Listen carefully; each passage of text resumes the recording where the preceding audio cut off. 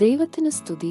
ഇന്ന് 2024 ആഗസ്റ്റ് മാസം 5 സിറോ മലബാർ സഭയുടെ ആരാധനാ കലണ്ടർ അനുസരിച്ച് കൈത്താക്കാലം 5 തിങ്കൾ. ഇന്നത്തെ വചനഭാഗം. 1 വായന. വിശുദ്ധ യോഹന്നാനു ലഭിച്ച വെളിപാടുകൾ, അധ്യായം 12, വാക്യങ്ങൾ 7 മുതൽ 12 വരെ. സർപ്പത്തിന്റെ പതനം. അനന്തരം സ്വർഗത്തിൽ ഒരു യുദ്ധമുണ്ടായി. മിഖായേലും അവന്റെ ദൂതന്മാരും സർപ്പത്തോട് പോരാടി. സർപ്പവും അവന്റെ ദൂതന്മാരും എതിർത്ത് യുദ്ധം ചെയ്തു. എന്നാൽ അവർ പരാജിതരായി. അതോടെ സ്വർഗത്തിൽ അവർക്ക് ഇടമില്ലാതായി. ആ വലിയ സർപ്പം, സർവ്വലോകത്തെയും വഞ്ചിക്കുന്ന സാത്താൻ എന്നും പിശാചെന്നും വിളിക്കപ്പെടുന്ന ആ പുരാതന സർപ്പം ഭൂമിയിലേക്ക് വലിച്ചെറിയപ്പെട്ടു, അവനോടുകൂടി അവന്റെ ദൂതന്മാരും. സ്വർഗത്തിൽ ഒരു വലിയ സ്വരം വിളിച്ചു പറയുന്നത് ഞാൻ കേട്ടു, ഇപ്പോൾ നമ്മുടെ ദൈവത്തിന്റെ രക്ഷയും ശക്തിയും രാജ്യവും അവിടുത്തെ അഭിഷിക്തന്റെ അധികാരവും ആഗതമായിരിക്കുന്നു. എന്തെന്നാൽ നമ്മുടെ സഹോദരരെ ദുഷിക്കുകയും രാപകൽ ദൈവസമക്ഷം അവരെ പഴി പറയുകയും ചെയ്തിരുന്നവൻ വലിച്ചെറിയപ്പെട്ടു.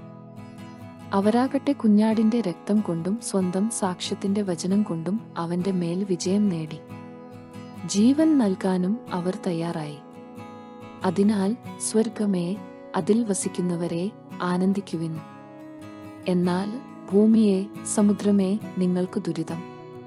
ചുരുങ്ങിയ സമയമേ അവശേഷിക്കുന്നുള്ളൂ എന്നറിഞ്ഞ് അരിശം കൊണ്ട് പിശാച് നിങ്ങളുടെ അടുത്തേക്ക് ഇറങ്ങിയിട്ടുണ്ട്.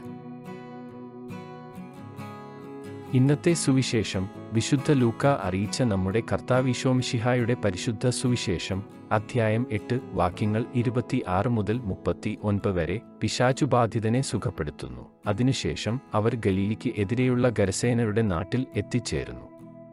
അവൻ കരയ്ക്കിറങ്ങിയപ്പോൾ പിശാചുബാധയുള്ള ഒരുവൻ ആ പട്ടണത്തിൽ നിന്ന് അവനെ സമീപിച്ചു. വളരെ കാലമായി അവൻ വസ്ത്രം ധരിക്കാറില്ലായിരുന്നു. വീട്ടിലല്ല, ശവക്കല്ലറകളിലാണ് അവന് കഴിഞ്ഞുകൂടിയിരുന്നത്.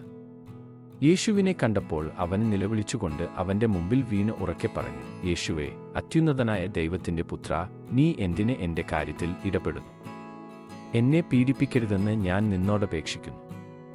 എന്തെന്നാൽ അവനിൽ നിന്നു പുറത്തു പോകാൻ അശുദ്ധാത്മാവിനോട് യേശു കൽപ്പിച്ചു. പലപ്പോഴും അശുദ്ധാത്മാവ് അവനെ പിടികൂടിയിരുന്നു. ചങ്ങലകളും കാൽവിലങ്ങുകളും കൊണ്ട് ബന്ധിച്ചാണ് അവനെ സൂക്ഷിച്ചിരുന്നത്. എന്നാൽ അവൻ അതെല്ലാം തകർക്കുകയും വിജനസ്ഥലത്തേക്കു പിശാച് അവനെ കൊണ്ടുപോവുകയും ചെയ്യുമായിരുന്നു. യേശു അവനോട് നിന്റെ പേരെന്ത് എന്ന് ചോദിച്ചു. ലെഗിയോന് എന്ന് അവൻ പറഞ്ഞു.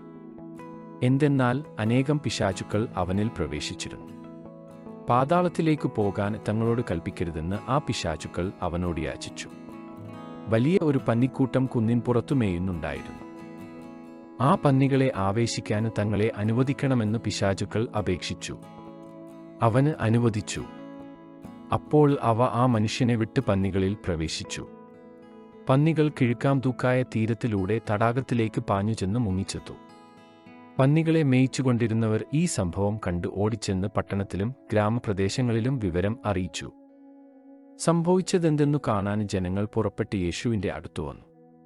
പിശാചുബാധയിൽ നിന്നു വിമോചിതനായ ആ മനുഷ്യന് വസ്ത്രം ധരിച്ച് സുബോധത്തോടെ യേശുവിന്റെ കാൽക്കൽ ഇരിക്കുന്നതുകണ്ട് അവർക്കു ഭയമായി.